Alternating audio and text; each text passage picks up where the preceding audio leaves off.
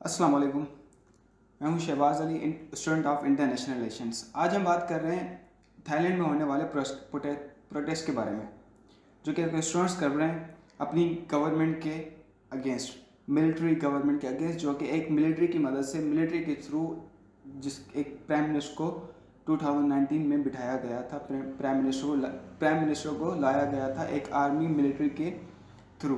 तो आज हम इसके बारे में जो है ना डिस्कस करेंगे कि क्यों हो रहा है प्रोटेस्ट और कितने सालों से ही हो रहा है, और जो है ना इनका क्या इम्पेक्ट है, और मतलब जो इनकी डिमांड्स क्या है, स्टूडेंट्स की क्या डिमांड है, इनकी पब्लिक की क्या डिमांड है, वो क्या चाहते हैं गवर्नमेंट से।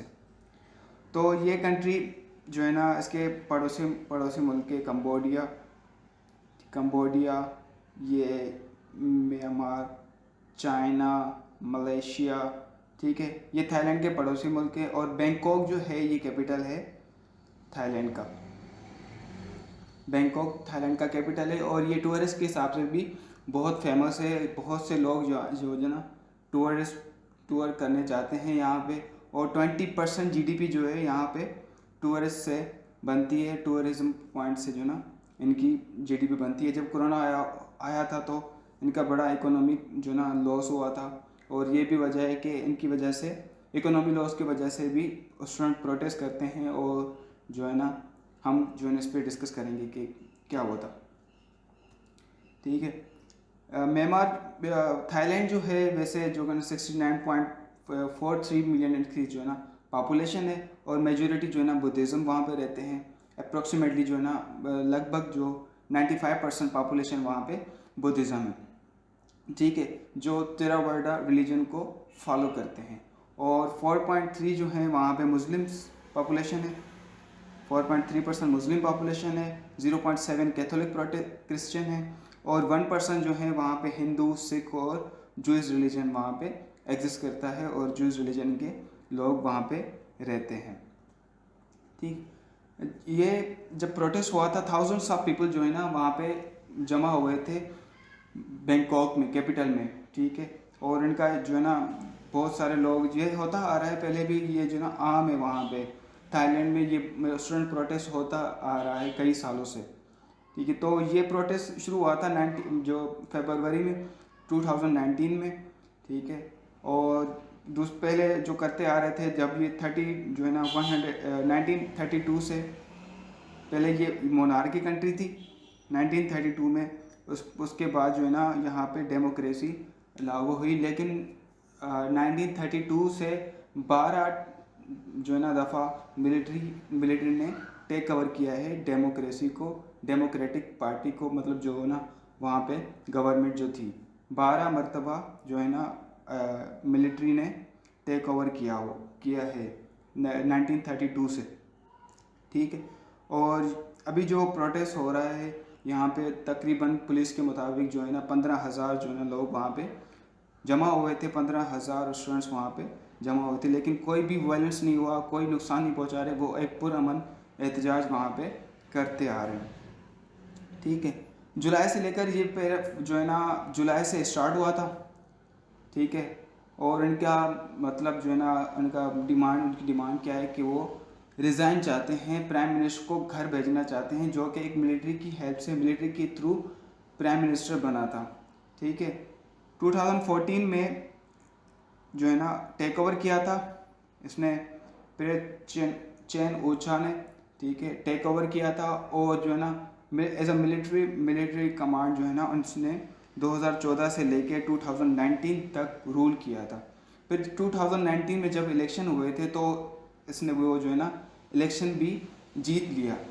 इनमें इसने पार्टिसिपेट नहीं किया था, लेकिन जो इलेक्शन हो रहे थे इसमें जो है ना मिलिट्री ने, आर्मी ने अपने जो है ना खुद इसको ला के खड़ा कर दिया, और जो है ना 116 सीट से ये 2019 का इलेक्शन जीत गया था, और एज अ प्राइम मिनिस्टर ये कंट्री को अब रूल कर रहा है, ठीक है। 2014 से 2019 तक एज अ मिलिट्री जो है ना मिलिट्री कमांडर की तरह जो है ना रूल करता था, लेकिन 2019 में जब इसने इलेक्शन जीती तो एज अ प्राइम मिनिस्टर अब वो कंट्री को रूल कर रहा है, ठीक है। तो ये है वो फिगर्स जो है ना, तस्वीरें हैं प्रोटेस्टर्स की, जो वहाँ पे प्रोटेस्ट हो रहे हैं। और ये जो 3 फिंगर्स की जो साइन दिखाई जा रही है, ये एक मूवी, हॉलीवुड मूवी के जो ना वो साइन है वहाँ से निकाली गई है, जिसका हंगर स्ट्राइक जो नाम है, ठीक है। तो उसमें भी जब स्ट्राइक करते हैं तो उसमें भी ये 3 फिंगर्स दिखाई जाती थी, ठीक है। ये रात को भी प्रोटेस्ट कर रहे हैं, मतलब जो ना 24 घंटे वो प्रोटेस्ट कर रहे हैं, करते आ रहे हैं, ठीक है। इनकी डिमांड्स क्या है? डिमांड्स है ये जो है ना पीएम चेन ओचा को घर भेजना चाहते हैं, ठीक है, जो कि 2019 में प्राइम मिनिस्टर बना था, ठीक है। और दूसरा है ये पार्लियामेंट को डिसॉल्व करना चाहते हैं, पार्लियामेंट को ख़त्म करना चाहते हैं। और दूसरा ये चाहते हैं कि कॉन्स्टिट्यूशन जो आइन है वो दोबारा बनाए जाएं, जो कि ये जो कॉन्स्टिट्यूशन बने थे ये 2017 को बने थे, जो कि एक मिलिट्री के रूल के तहत बने थे, जो कि मिलिट्री के रूल के मुताबिक जो है ना ये कंस्टिट्यूशंस बनी थी। तो ये चाहते हैं कि ये कॉन्स्टिट्यूशन दोबारा लिखे जाएं और 2019 के मुताबिक जो भी कुछ हुआ था उसके मुताबिक हम जो ये कॉन्स्टिट्यूशन जो दोबारा चाहते हैं और रीराइट इसको हम चाहते हैं। और फोर्थ इसका जो इनकी जो डिमांड है वो चाहते हैं कि जो एक्टिविस्ट हैं जो उनको मुकम्मल आज़ादी दी जाए, जो वो बोल रहे हैं उसको फ्रीडम ऑफ एक्सप्रेशंस दी जाए, ठीक है। उनको मुझे ना बोलने की पूरी ताकत दी जाए, उनको आज़ादी दी जाए।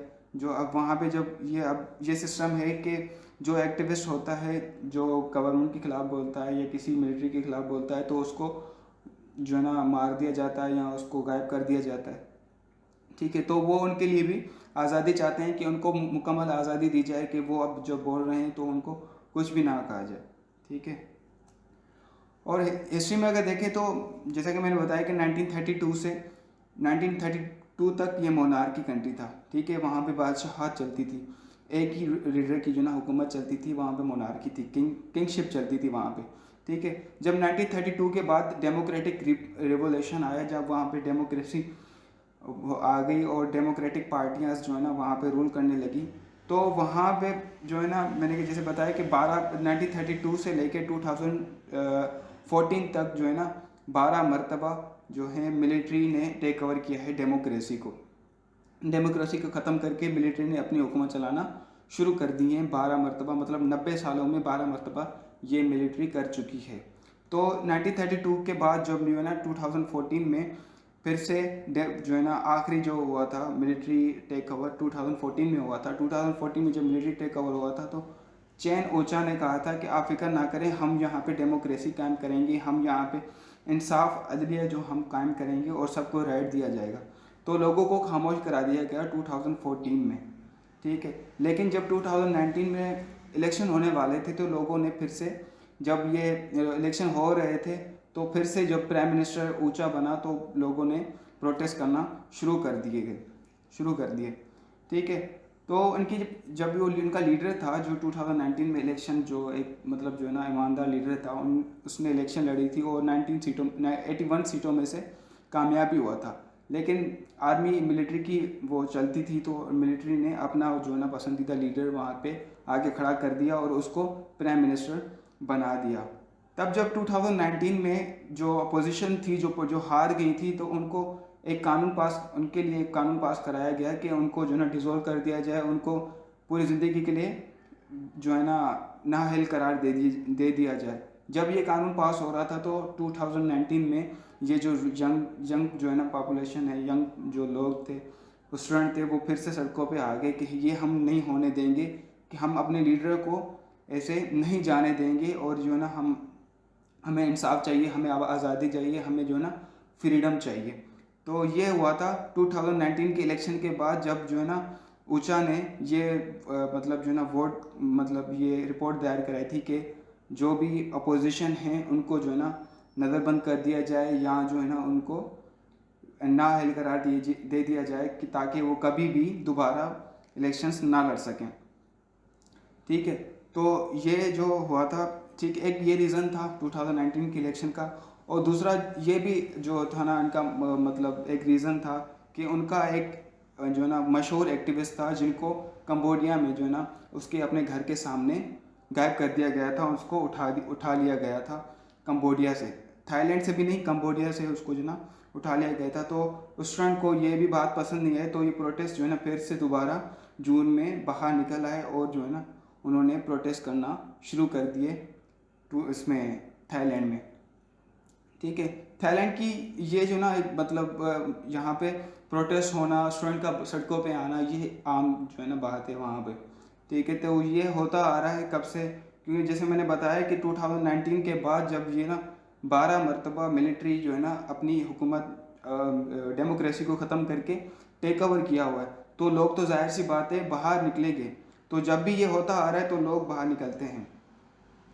ठीक है, और जब डेमोक्रेसी को अपोजिशन को जो ना प्रो डेमोक्रेसी अपोजिशन पार्टीज़ जो थी उनको जब डिज़ोल्व करना शुरू कर दिया गया, तो लोग भी वहाँ पे बाहर निकल के आ रहे थे और जो है ना प्रोटेस्ट कर रहे थे गवर्नमेंट के ख़िलाफ़। ठीक है, तो उनका एक और भी रीज़न था ये जो ना इकोनॉमिक इम्पैक्ट। जब कोरोना आया था तो यहाँ पे जो ना, जैसा कि मैंने बताया कि बैंकॉक जो है ना टूरिस्ट के हिसाब से एक फेमस जो है ना एरिया है, फेमस कैपिटल है इसका थाईलैंड का। लोग आते जाते रहते थे।